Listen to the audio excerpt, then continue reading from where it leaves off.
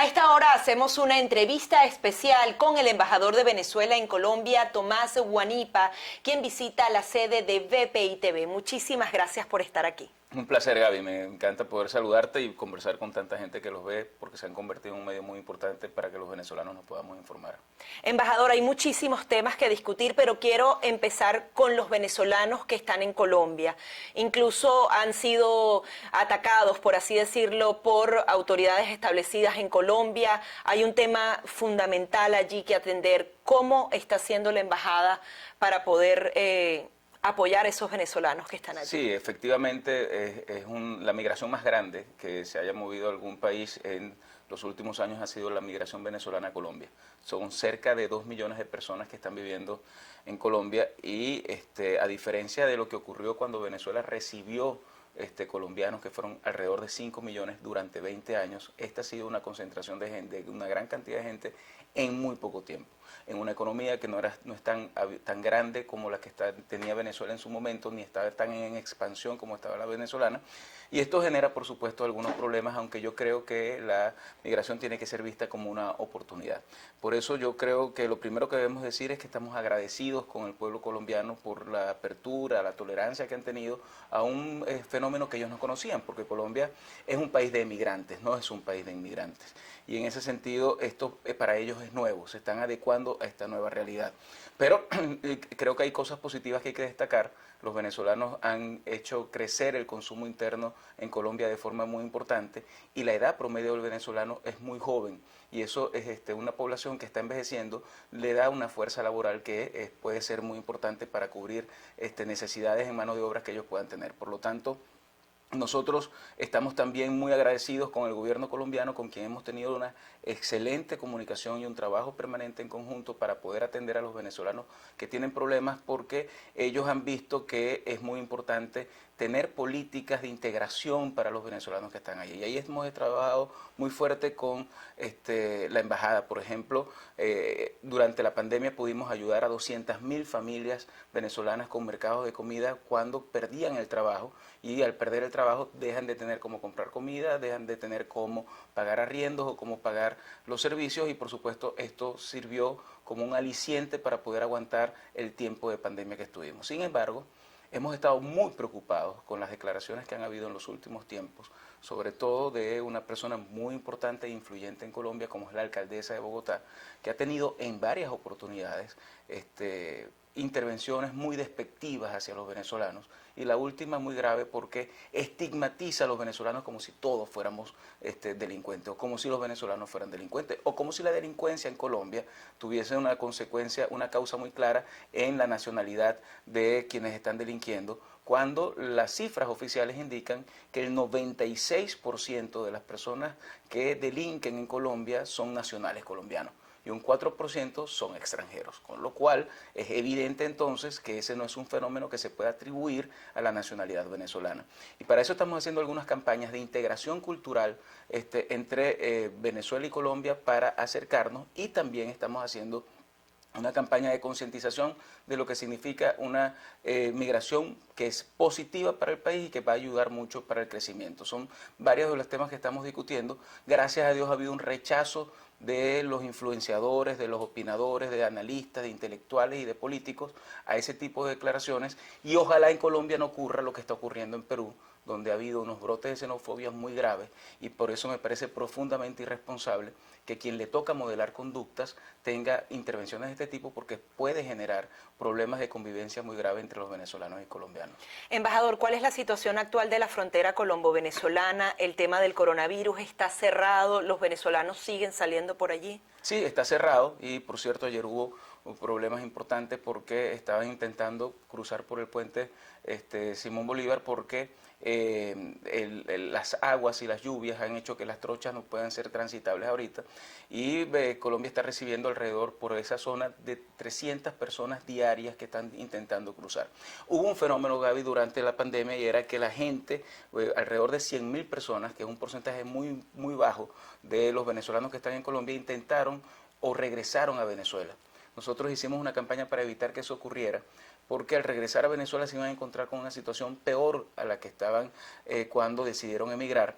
Lamentablemente la situación fue muy duras, los trataron muy mal, los ponían como en especie de campo de concentración el régimen de Maduro, y al final ellos están decidiendo regresar de nuevo y está habiendo una nueva ola de movilización de venezolanos hacia Colombia. La frontera sigue cerrada.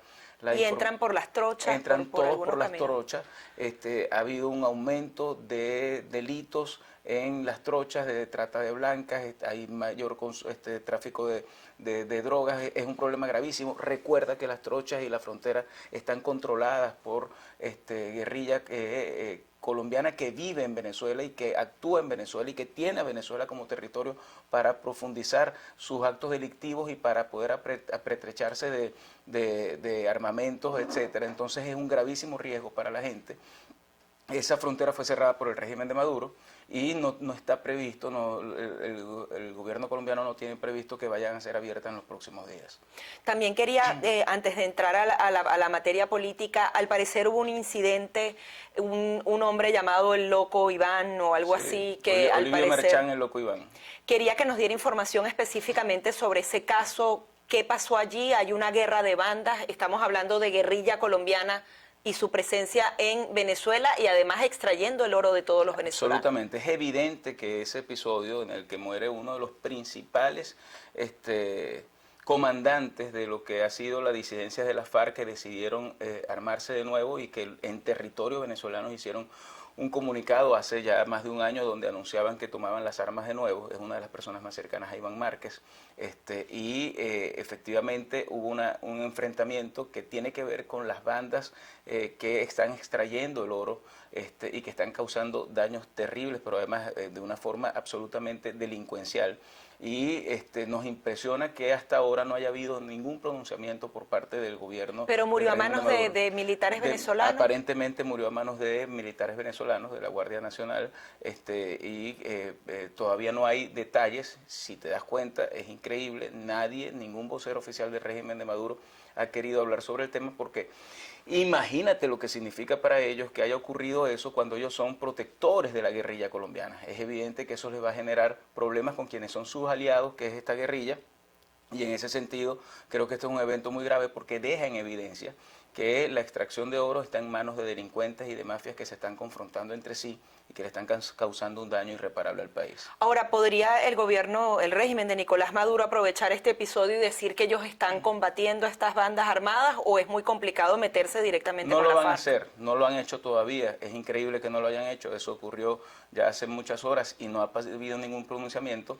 No lo van a hacer porque es evidente que ellos son defensores de la guerrilla colombiana, son defensores de ese mecanismo que al final lo que hace es profundizar y fortalecerse dentro del territorio venezolano para atacar el territorio colombiano, con lo cual eso es profundamente grave, y por mucho que Maduro quisiera decir que ellos los están enfrentando, todos sabemos, y porque además ha habido intervenciones públicas por parte de él, que al final esta guerrilla lo que cuenta es con todo el apoyo del Estado, que hoy es un Estado forajido, el Estado venezolano.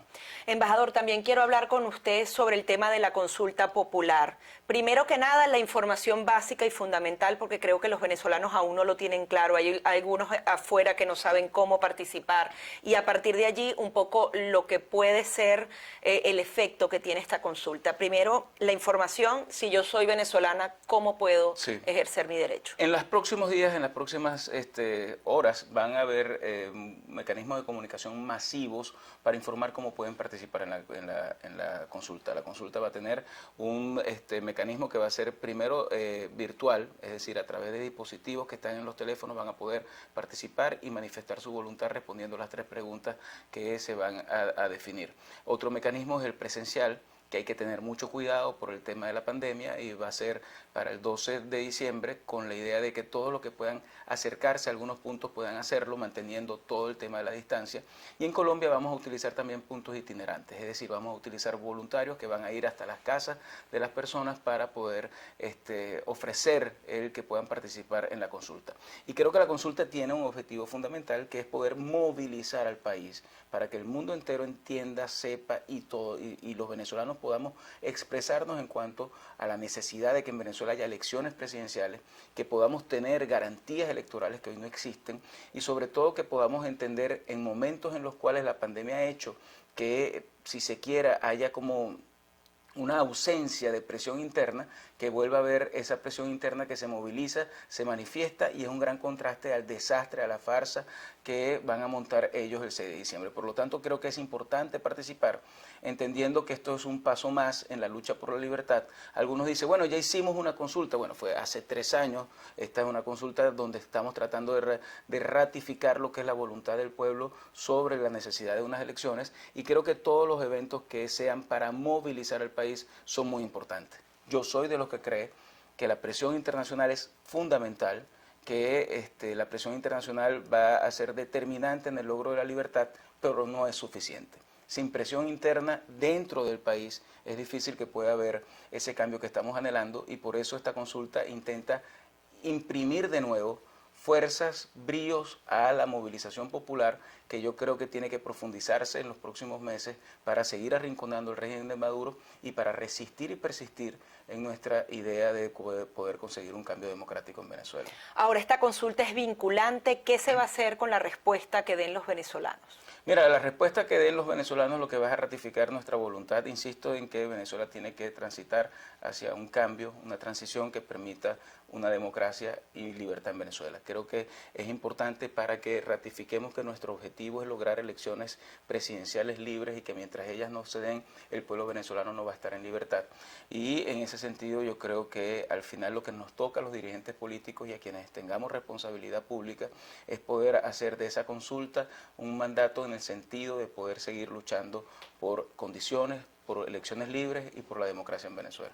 Ahora bien, también está el tema de quién está amparando, financiando esta consulta. Es una de las preguntas que también nos hacen los ciudadanos. ¿Cómo se está manejando los fondos Mira, de esta consulta? la verdad es que esa es una buena pregunta, porque quienes están siendo voluntarios preguntan cómo vamos a financiar esto, y la verdad es que no hay presupuesto que pueda a decir que tenemos una infraestructura para poderla montar. Lo estamos haciendo con el esfuerzo de miles de venezolanos que están colaborando, que están ayudando. No hay un presupuesto para esto. En Colombia lo estamos haciendo con la ayuda de gente que puede aportar, pero que en definitiva es una movilización que va a depender de la decisión de la gente y que no va a tener mayores costos porque no tenemos cómo cubrirlos.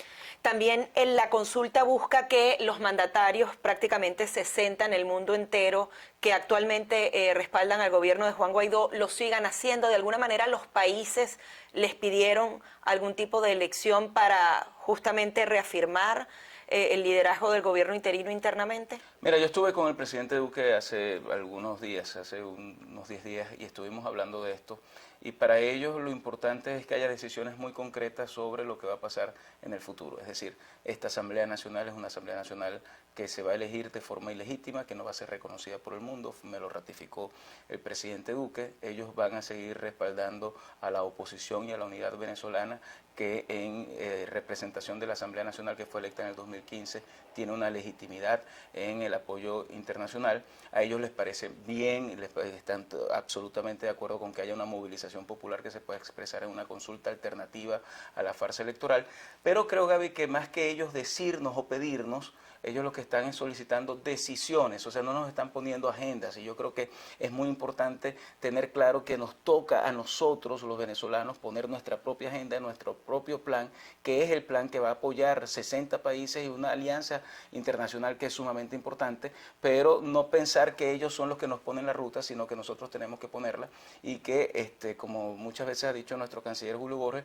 tiene que ser un plan que sepa arepa, es decir, que esté diseñado por nosotros y que logre el apoyo de los demás países. Si nosotros cayéramos en el error de hacer recetas que nos pongan de otras partes, creo que estaríamos cometiendo un error gravísimo y pudiéramos perder la oportunidad de lograr el cambio que Venezuela está esperando. Ahora bien, ¿qué le dice el presidente Duque y otros mandatarios? ¿Qué sucede después del 5 de enero?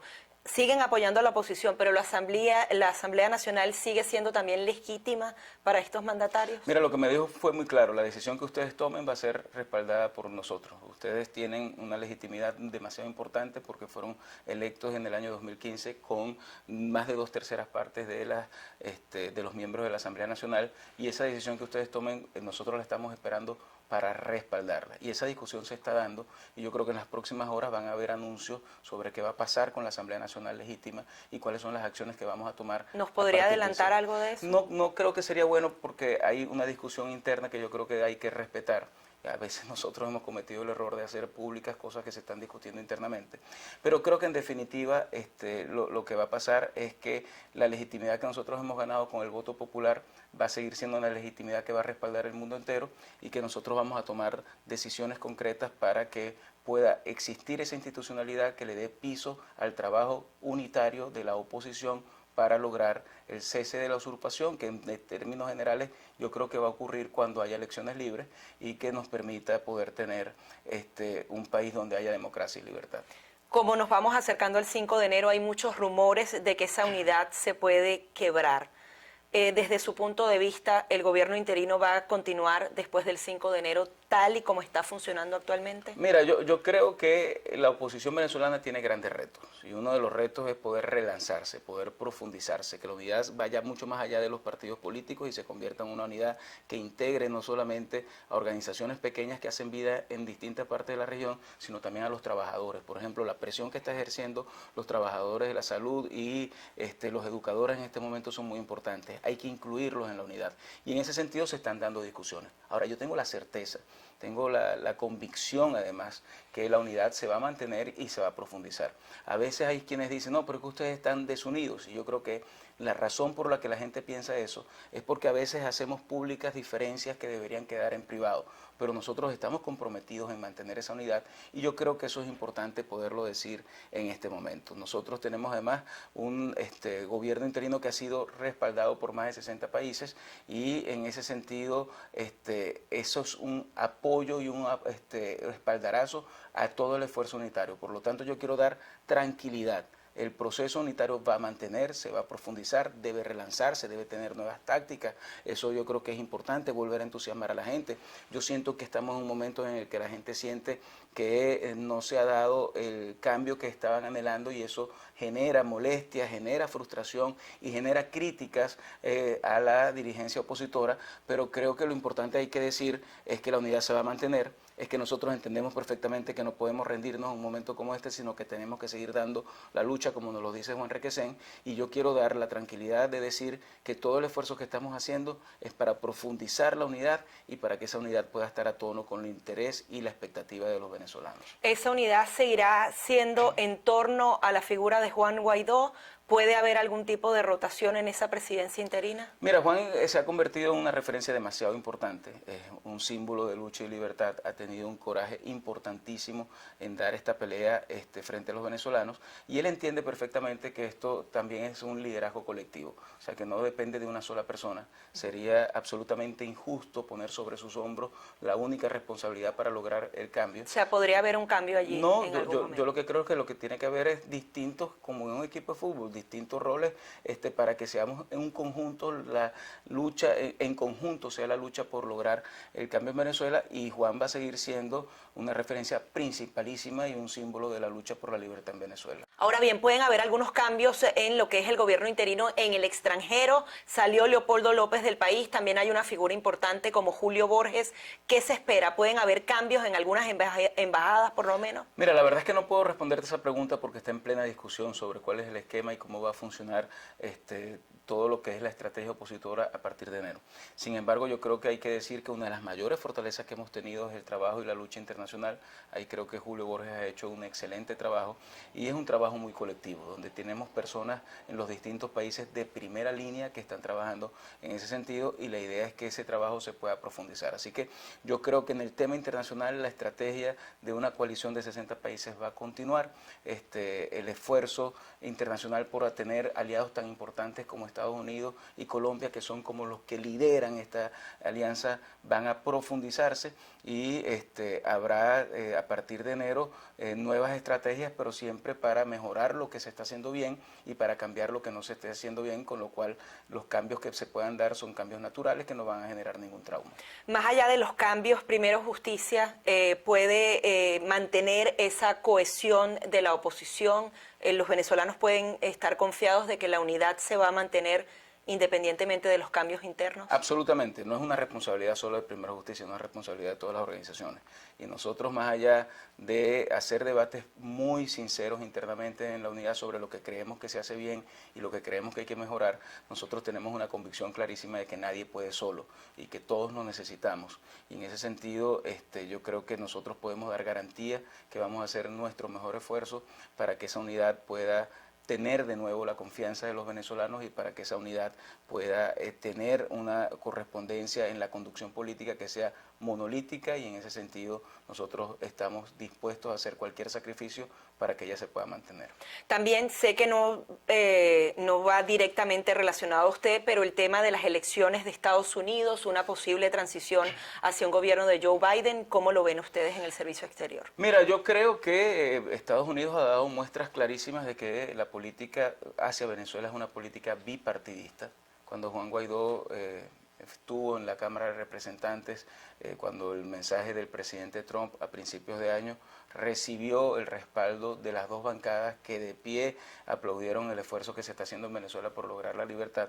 Y yo en ese sentido creo que también debemos dar tranquilidad. Yo tengo, por supuesto, no conozco y respeto profundamente las líneas que pueda asumir un nuevo gobierno en Estados Unidos, pero tengo la certeza de que ese trabajo que ha sido bipartidista va a continuar con una estrategia de presión para que en Venezuela haya un cambio político hacia la democracia y hacia la libertad. Así que en ese sentido yo creo que tenemos que estar tranquilos, expectantes sí, por supuesto, pero manteniendo una buena relación con quienes pueden asumir ese gobierno para que el liderazgo de Estados Unidos se mantenga en términos de la lucha por la democracia en Venezuela.